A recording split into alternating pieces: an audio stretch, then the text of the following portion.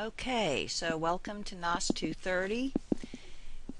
Want to make sure that all students are successful in the course, so I'm making a set of videos starting from the very beginning of the semester to show you visually exactly what you should be doing, how to find it, that sort of thing.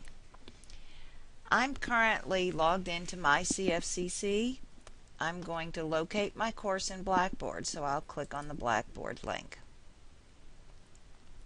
When this comes up, you're going to locate your course. Your Blackboard screen will look a little different than mine. I have lots of courses where you probably don't have quite as many.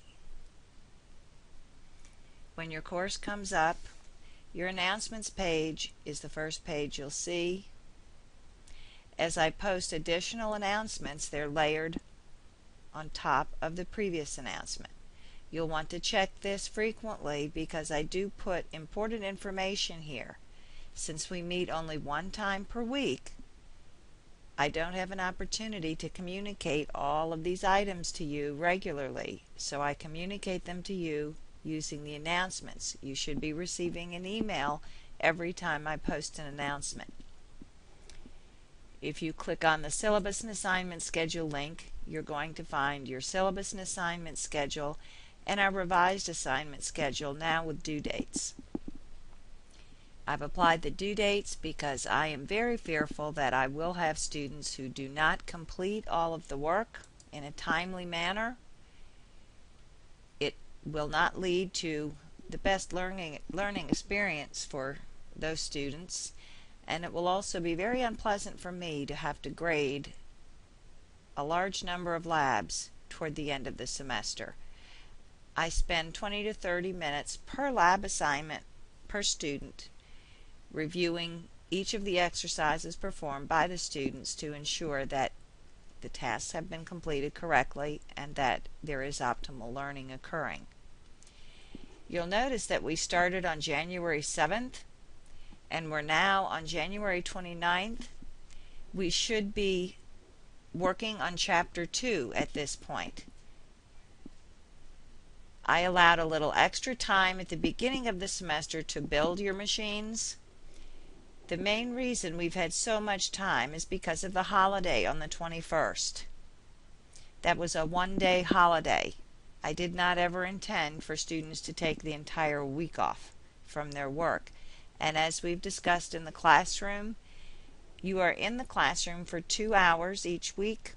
It's a 4 contact hour class, which means you should be working no less than 8 hours outside of the classroom, plus the other 2 hours that we meet online.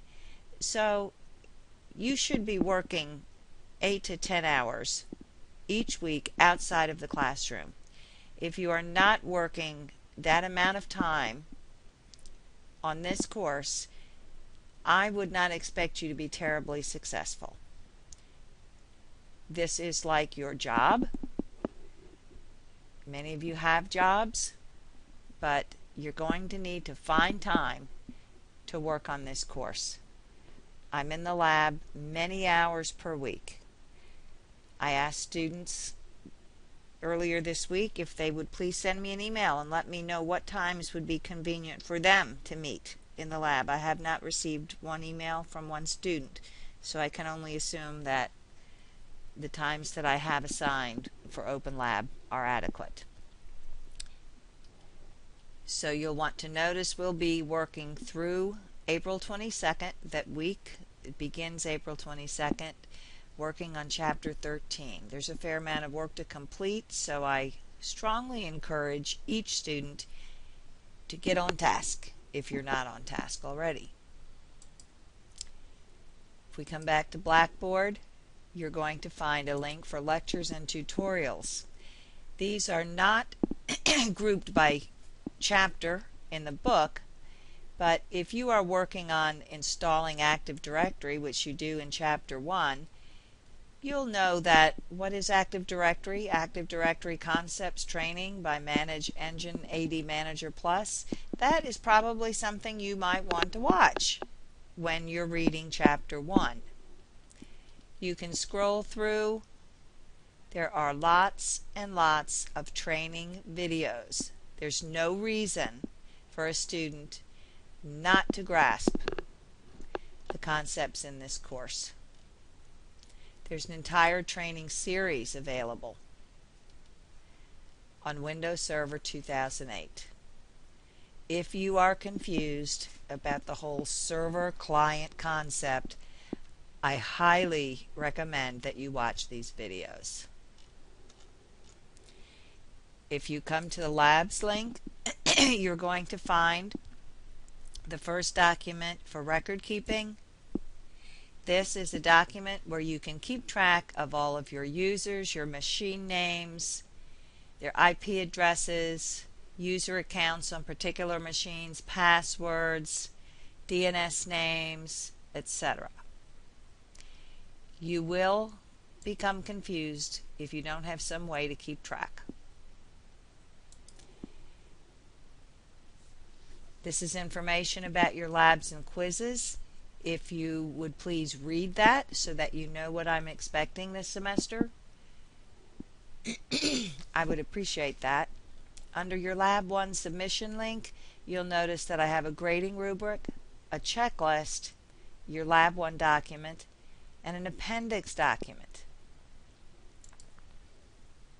Let's look at the appendix document first.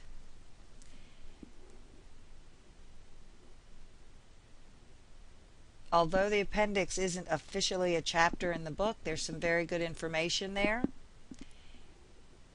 It gives you all the information you need as far as the configuration of the machines. I've had students ask me, now how many machines are we building? How do I know what I'm building? What do I name my machine?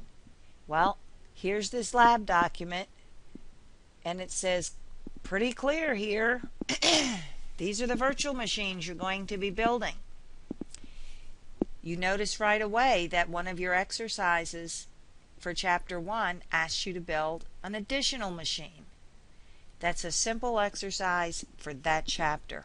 You probably will not be using that machine a lot.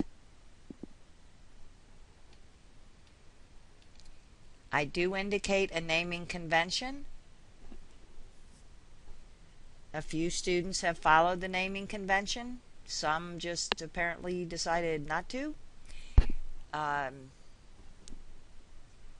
It just indicates to me you're either not reading or not paying attention, or you simply don't care.